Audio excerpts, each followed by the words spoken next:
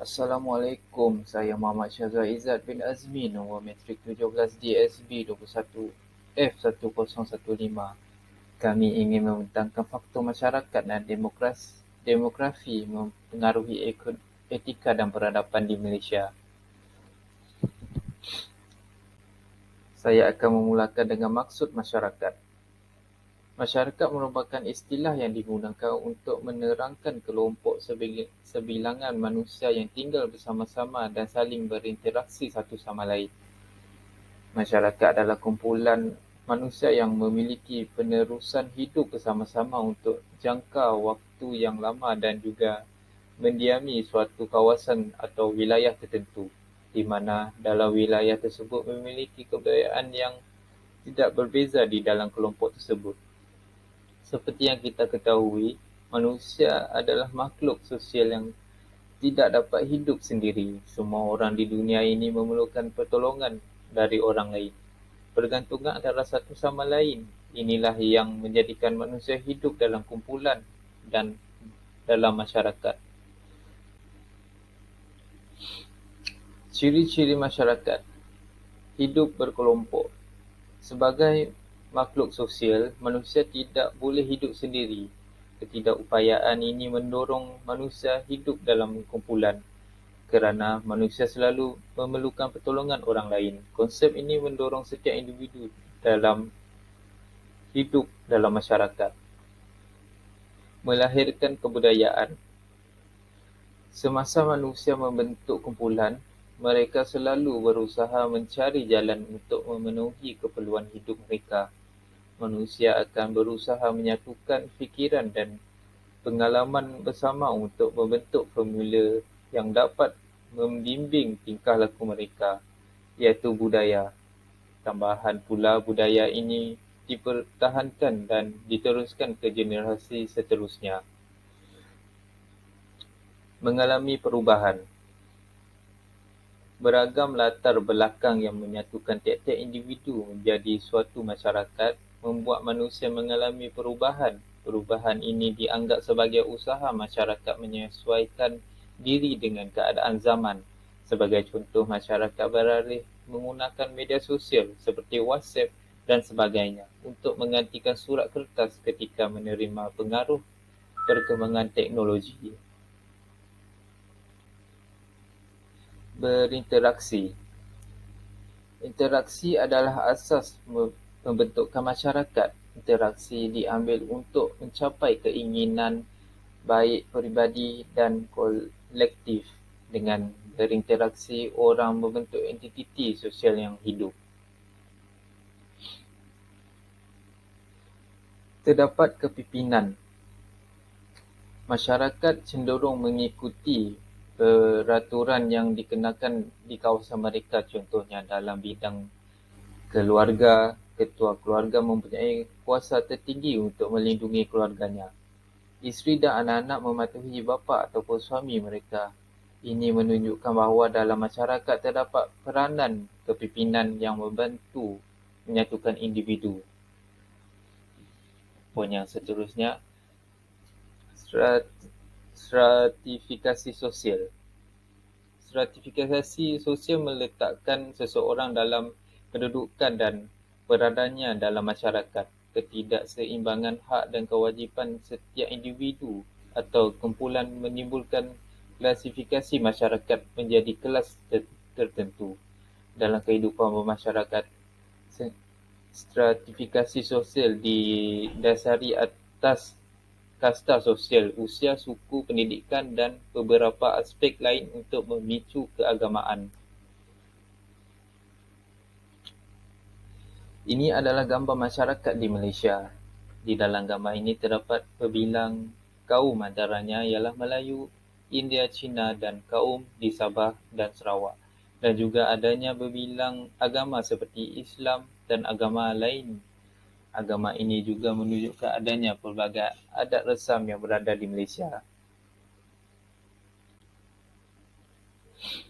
Kesimpulan, masyarakat dan kebudayaan tidak dapat dipisahkan kerana masyarakat merupakan wadah dari kebudayaan itu sendiri.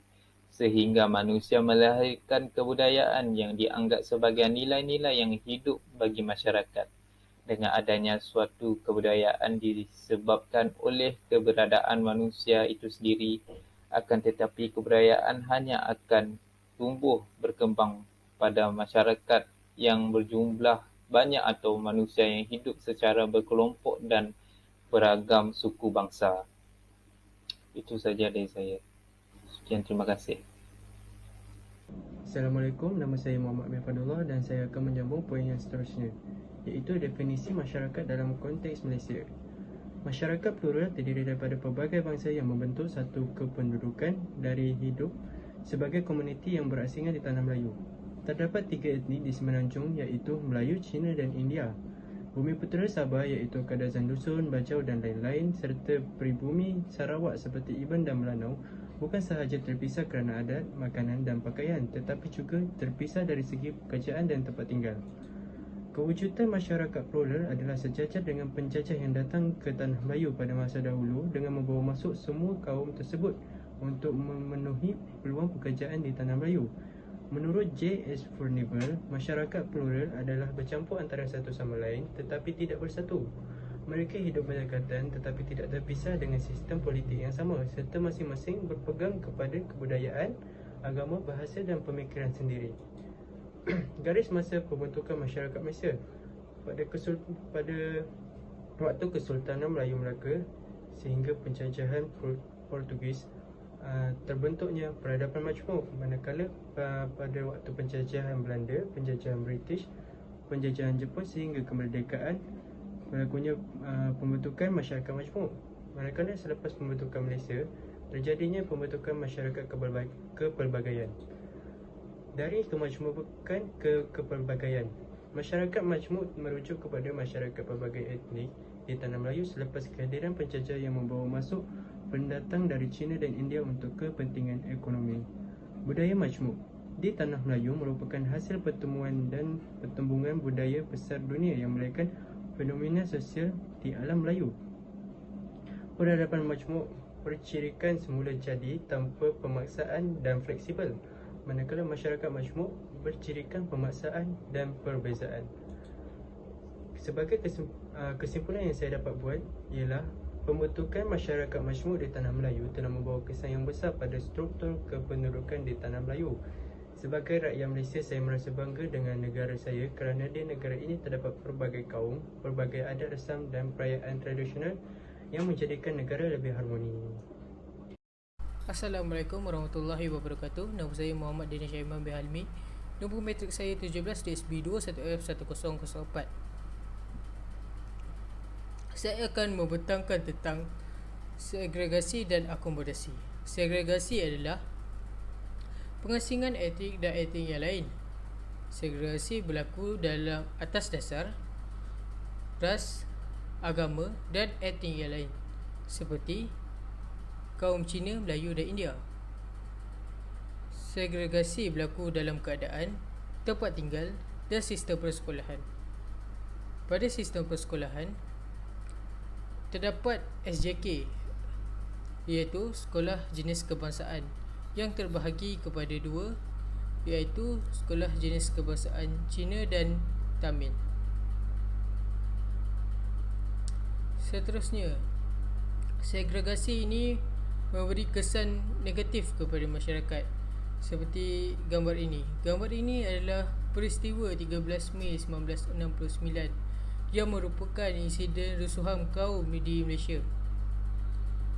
Kejadian ini telah meragut banyak nyawa akibat ketidakfahaman antara kaum-kaum di Malaysia ini.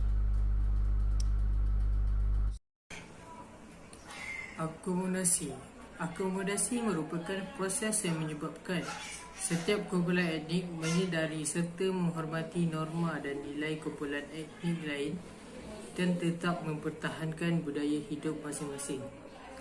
Konsep ini begitu luas diamalkan di Malaysia kerana setiap kumpulan etnik bebas mengamalkan budaya mereka dalam keadaan yang harmoni.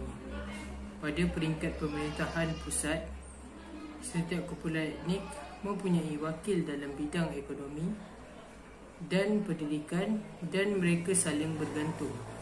Contohnya seperti bahasa pelbagai seperti bahasa Melayu, bahasa Mandarin, dan kepelbagai agama seperti agama Islam, agama Hindu. Seterusnya, gambar yang saya sertakan adalah gambar setiap kaum yang menggayakan busana budaya mereka pada hari kemerdekaan. Seterusnya, saya akan membincangkan tentang asimilasi dan amalgamasi. Apa itu asimilasi? Asimilasi merupakan satu proses pencantuman dan penyatuan antara kumpulan etnik berlainan budaya sehingga membentuk satu kelompok dengan kebudayaan dan identiti yang sama. Menurut van der Zanden, seorang ahli sosiologi, asimilasi ialah satu proses dalam mana kelompok-kelompok yang berfikir, berperasaan dan bertindak secara berlainan menjadi satu dalam kesatuan sosial serta budaya yang sama. Asimilasi mutlak atau sempurna menyebabkan berlakunya penghapusan penuh perbezaan dari segi budaya dan identiti. Contoh kejadian asimilasi. Orang Melayu di Thailand telah mengambil proses asimilasi yang menyebabkan nama, bahasa dan hampir semua aspek cara hidup mereka kecuali agama telah disatukan dengan amal dan cara hidup orang Thai. Di Malaysia, apa yang berlaku ke atas masyarakat Jawa, Cina, Kelantan, Baba dan Nyonya merupakan contoh berlakunya proses asimilasi. Menurut Koh Kim Bok, masyarakat dan generasi Baba dan Nyonya terhasil daripada perkahwinan campur di antara perantau-perantau Cina dan wanita-wanita tempatan. Amalgamasi pula. Amalgamasi merupakan satu proses yang terjadi apabila budaya atau ras bercampur untuk membentuk jenis budaya dan ras baru. Cara utama dalam menentukan proses amalgamasi adalah untuk terjadinya perkahwinan campur antara kumpulan etnik. Sebagai contoh, kumpulan etnik yang sedia wujud mengambilkan perkahwinan campur lalu membentuk satu generasi baru atau budaya baru tanpa menuruti budaya asal mereka. Contoh amalgamasi. Perkahwinan campur telah lama dipraktikkan dalam sejarah terutamanya untuk mengeratkan hubungan antara negara. Contohnya perkahwinan Puteri Hang Lipo dengan Sultan Mansur Shah. Sultan Mansur Shah telah menjalinkan hubungan diplomatik dengan China dan Maharaja Yongle telah menghadiahi puterinya Limpo untuk dijadikan isteri Sultan. Masyarakat majmuk di Malaysia adalah kesan daripada perkahwinan campur di Malaysia sejak dahulu hingga kini. Oleh itu, perkataan kahwin campur adalah tidak asing bagi rakyat Malaysia. Kesimpulan, asimilasi dan amalgamasi perlulah diteruskan oleh rakyat Malaysia kerana proses ini juga memberi banyak manfaat kepada rakyat Malaysia seperti kepelbagaian budaya, kaum dan sejarah. Bukankah perkara-perkara tersebut menjadikan Malaysia sebuah negara yang unik dan kita banggakan?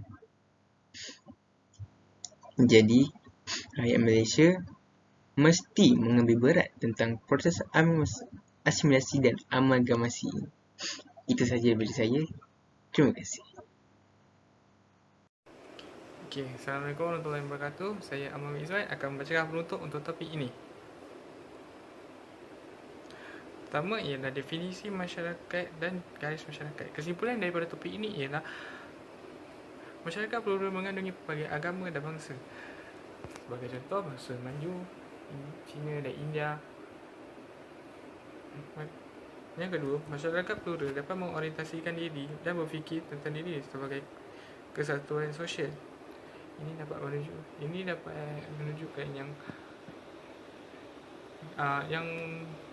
masyarakat berbagai bangsa dan agama dapat bersatu dan berpaduan. Yang ketiga, masyarakat plural. Yang ketiga, kita dapat mengetahui yang masyarakat plural muncul apabila penjajah membawa orang dari negara lain untuk tujuan tertentu. Hal ini dapat membuktikan kerana penjajah daripada negara barat membawa buruh Cina dan India untuk tujuan perlombongan. Isi kedua ialah regulasi dan akomodasi. Yang pertama ialah regulasi dan akomodasi dapat membezakan melalui keadaan antara kaum di satu tempat. Yang kedua, regulasi berlaku apabila sesuatu kaum itu tidak bersatu dan terasing melalui tempat tinggal, pendidikan dan kemudahan awam. Yang ketiga, akomodasi pula terjadi apabila sesuatu masyarakat dapat bergaul dengan masyarakat lain dan berkongsi segalanya bersama. Isi ketiga, asimilasi dan amalgamasi. Apa yang kita dapat belajar di sini ialah kesan amalgamasi menghasilkan satu kelompok masyarakat yang mempunyai satu budaya, satu bangsa, satu agama. Yang kedua, amalgamasi ialah tahap asimilasi paling tinggi. Yang ketiga, asimilasi terbagi kepada dua, iaitu budaya dan struktur. Yang keempat, pembinaan negara bangsa melalui amalgamasi terbina melalui berdasarkan integrasi. Sekian.